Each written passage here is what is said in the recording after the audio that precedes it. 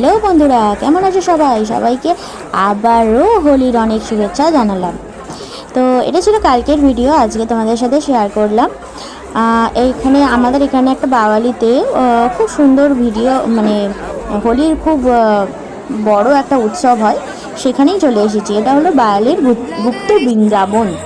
তো এই বৃন্দাবনের মতনই এখানে রং খেলা হয় আর খুব এনজয় করা হয়। একটা বড় মেলা বসে। তো আমি ফার্স্ট টাইম এখানে এসেছি, এত বছরে এই ফার্স্ট টাইম, বিয়ের পরেও 2 বছর পরে এই ফার্স্ট টাইম আমি এখানে এলাম।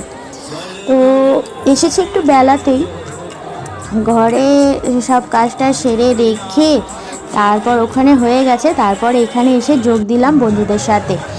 এই যে সবাই আমরা রং মেখে ভূত, চিনতে পারছো কি? এখানে কেউ কাউকে হয়তো চিনতেই পারবে না, এমনভাবে সবাই রয়েছি।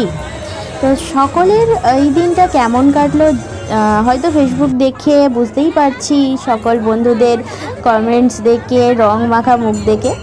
তো দেখতে পাচ্ছ সারা দিন পর চলে গিয়েছিলাম আবার সন্ধেবেলা আমার হাজব্যান্ডের সাথে। এই হলো মেন মন্দির, যেখানে ভগবান কৃষ্ণ রাধাকৃষ্ণ রয়েছেন। এই হলো মন্দিরটা, এইটা হলো মানে অনেক দিনের পুরানো এই মন্দিরটা। এখানে অনেকগুলো মন্দির আছে যেগুলো আবার নতুন করে সংস্কারের কাজ হচ্ছে। আর এগুলো হলো পুরানো মন্দিরটা। এই হলো রাধা গোবিন্দ, আর এটা হচ্ছে মেন ঠাকুরের জায়গাটা যেখানে ঠাকুরটা রয়েছে। আর বাদ বাকি বাইরের দিকে অনেক অনেক এরকম মন্দির রয়েছে যেগুলো নতুন করে সংস্কারের কাজ চলছে। পুরানো হয়ে গেছে, যেগুলো জীর্ণপ্রায় হয়ে গেছে প্রায়, সেগুলোকে ধরে রাখার জন্যই এই অবস্থা। এই যে দেখতে পাচ্ছ, এইটা মন্দিরের বাইরেটা, বৃন্দাবন যেটা আমরা বলছি, সেই বৃন্দাবন, গুপ্ত বৃন্দাবন এটাই। তো সকলকে বলবো, তোমরা যেভাবে এনজয় করেছো, ভালোবাসা দিয়েছো, আমাকে হোলির অনেক শুভেচ্ছা দিয়েছো। তো সেই যাদের যাদের কমেন্টের আমি রিপ্লাই দিতে পারিনি তাদের কাছে দুঃখিত। এই ভিডিওর মাধ্যমে সকলকে আমি অনেক ধন্যবাদ জানালাম। তোমাদের হোলিও নিশ্চয়ই ভালোভাবে কেটেছে।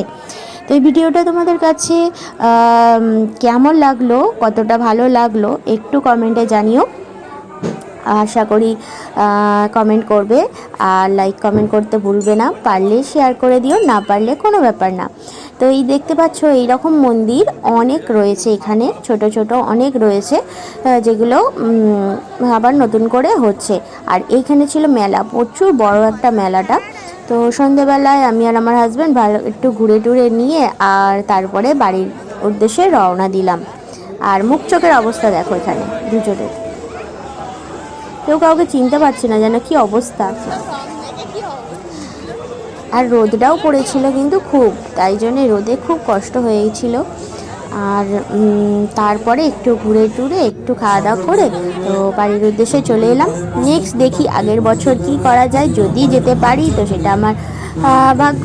তো সকলকেই বলবো অসংখ্য ধন্যবাদ তোমাদের সকলকে। Tata, bye bye.